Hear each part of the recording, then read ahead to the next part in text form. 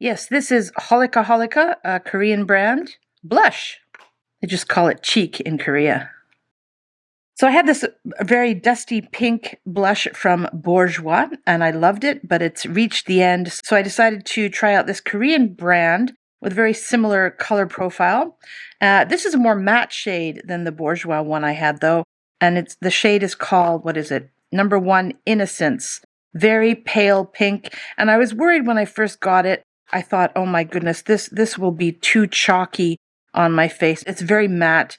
But actually, it's very translucent, very soft powder. You can build it up, and it just gives me a soft, gentle glow. You can't really overdo it with this. I really am enjoying it. I've only been wearing it for about a week. Okay, I've already got some on, but I'm putting on a bit more here.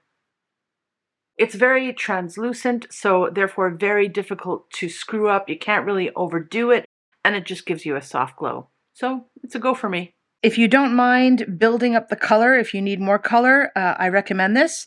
Definitely not for darker skins, though. It is very soft.